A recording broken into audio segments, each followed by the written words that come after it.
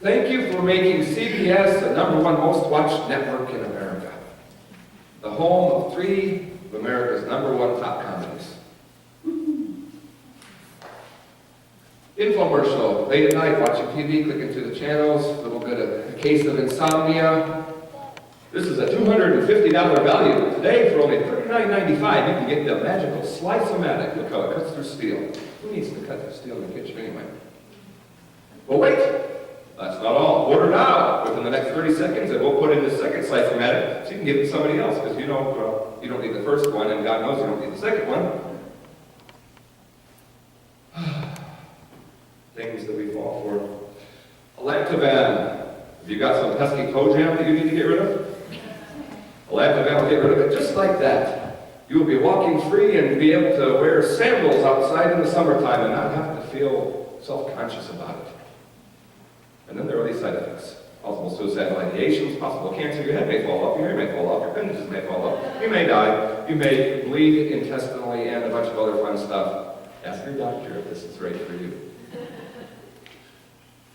That's not disturbing or anything.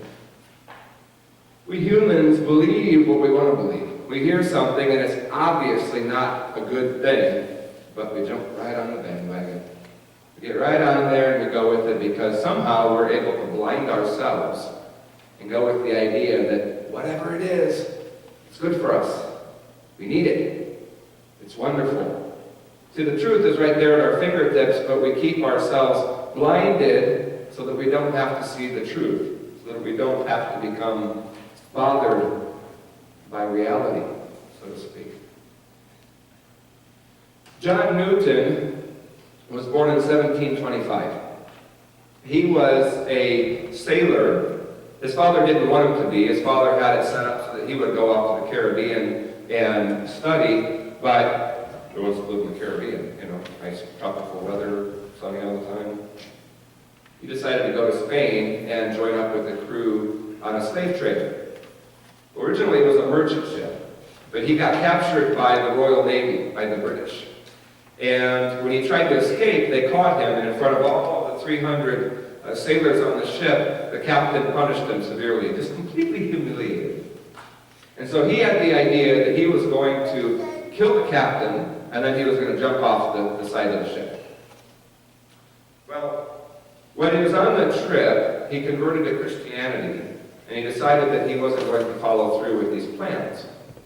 But yet he still worked in the slave trade, and he really, admittedly on his part, didn't feel bad about it. I mean, it was obvious. Black people were lesser than white people, and that's just the way it is. God made them that way. He couldn't be blamed for that. And so he continued to work on this slave ship until he said he had another conversion experience where he started all of a sudden to see these people with darker skin than his, these people that they were going to Africa to capture from the west coast and put them on these ships to take to the West Indies. Something clicked in him, and he started seeing these people as no lesser than himself, and started seeing them as co-equal human beings. And so he started to become bothered by what he was doing and the trade that he was involved in.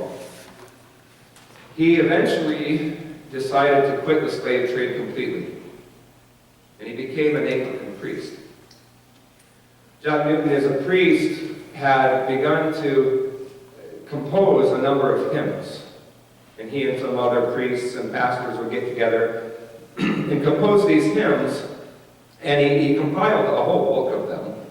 And one of the hymns that he had was called Faith's Review and Expectation. Isn't that an exciting title? Faith's Review and Expectation. It just gets the spirit moving in me. Well, much better than the original title were the beginning words to this. Amazing grace, how sweet the sound that saved a wretch like me. John Newton was the composer of Amazing Grace, and thankfully somebody had the wherewithal to get rid of that worthless title and changed it to the first words of the song, as they did a lot of times back during those times of the hymn. So it was called Amazing Grace. He once was blind, but all of a sudden his eyes were opened and he could see that things were not the way that he had convinced himself that they were. Well, now we have Jesus coming across this man who had been blind from birth. And Jesus tells the man, I'm going to open your eyes. I'm going to make you see. Now, we don't really know if this was a physical healing. We assume it was. But to leave it at just a mere physical miracle is to take away from the act, because doctors can heal. Doctors can make people better. Doctors can perform surgery these days and make people see. So it kind of, I wouldn't say it lessens the miracle that Jesus did, but it doesn't make it as miraculous as we once would have thought it was. But something even more powerful than that, he changed something inside of the man. See, it wasn't only about the physical act of seeing, of being capable of vision, but it was the act of being capable of vision from the heart, of seeing the world the way that it really was, the way it had really been created, realizing that he'd been deluded, letting the scales fall from his eyes, and seeing things anew. But then there's the Pharisees. Oh, they're always so much fun. And it's so easy for us to want to point our fingers at them or accuse them of being thick-headed or dumb or sinners or whatever. And we get this dichotomy between the Christians and the Jews, and this is where a lot of that comes from. But we have to consider the fact that the Pharisees really weren't that much different than we are today. See, we have our rules in the church, and because of those rules, certain things can happen and certain things can't happen. And when they do happen, well, they didn't happen because it's impossible, so therefore, what did it happen? Kind of like if Jesus happened to come across a certain man and say, I'm going to make you be able to see. So here's some mud. Go to the pool of Siloam and wash the mud out of your eyes. You'll be able to see. But see, these Pharisees, they heard about this. And how many times did they doubt it? How many times did the Pharisees say, wait a minute, tell me how this happened again?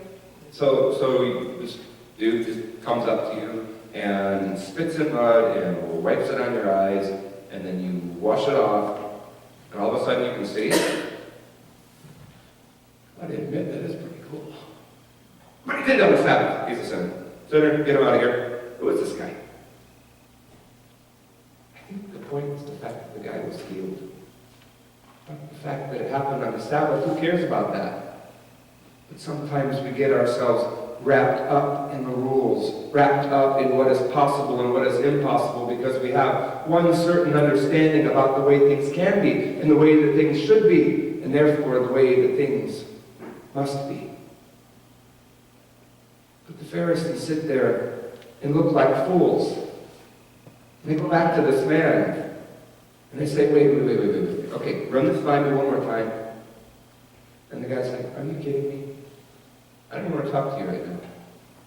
So he goes to the parents, tries to get an explanation from them, but they're afraid they're going to get kicked out of the synagogue. They're going to be branded as heretics and shot out the door, never to be able to step foot in a synagogue again. So they say, oh, I don't know how he did it. Yeah, that's our son, and he was blind, and yes, he can see, but I don't know who did it or how it happened. We'll talk to him. He can speak for himself. We want nothing to do with this. So they come back to the man again. And the man says, you guys are funny. You guys crack me up. You're supposed to be holy men. You guys are supposed to see the world with infinite possibilities because you believe that there's a God who's big enough to create the entire universe and create us who stand here today, but yet we're having this silly discussion, this silly argument because you say it's impossible that God could use this man because he did it on the Sabbath. You guys crack me up. What's with you? And so they start pouting. You're a sinner.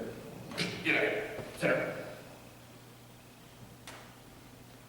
It's real easy to almost hate the Pharisees when we read these passages.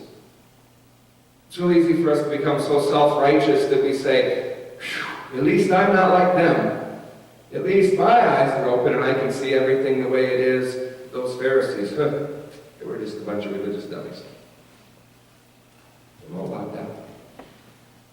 the church is still pretty darn good about being pharisaical. I think the church is sometimes pretty good about seeing things but not seeing them.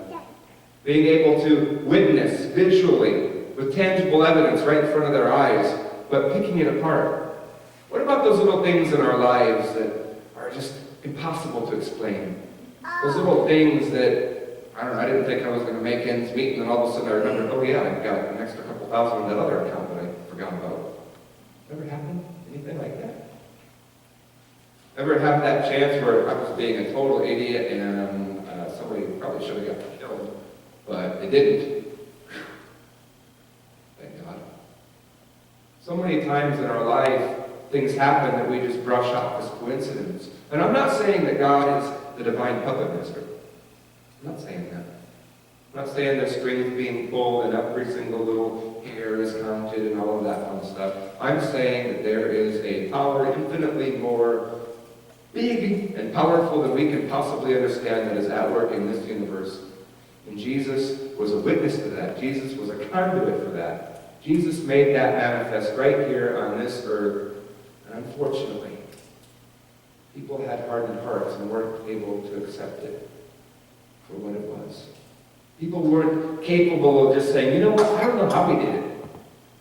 It's okay, I don't need to know how. All I know is that he did it, and thanks be to God that it happened. Next time something good happens in our lives, something that perhaps should have gone horribly wrong, maybe we shouldn't take this view of who sinned, his mother or his father, that he was born blind. Maybe we should take the view that says, I don't know. It's a mystery. But that's what mystery is. It means that we don't know. It doesn't mean that we don't seek meaning. It doesn't mean that we don't try to know. But it means that right now, at this moment, we don't know, and that's okay. Because I am going to embrace it, and I am going to be thankful to God that it happened. And that everything somehow, some way is going to be okay. That maybe just the same way that John Newton looked at those people with skin darker than his, people who didn't speak the same language as him, people who ate foods that he thought was just completely disgusting, people who didn't wear clothes or have these practices that just had terrible hygiene, according to him. That he was able to look at them and see them as human beings. And so my prayer is not just us sitting here today. I'm preaching to the choir right now, literally. But the church, any church that dares to call itself Christian, would have its eyes really opened and would look at every single person, regardless of who they are, or where they come from, or what their background is, or what color they are, or what their gender or sexual identity or anything is, to be able to look at these people as fearfully and wonderfully made by our Creator and no different than us. And that we, as a church universal, billions of people, and not just Christians, but anybody who walks this earth, could 6 billion and some people strong be hand in hand singing the same tune and saying, I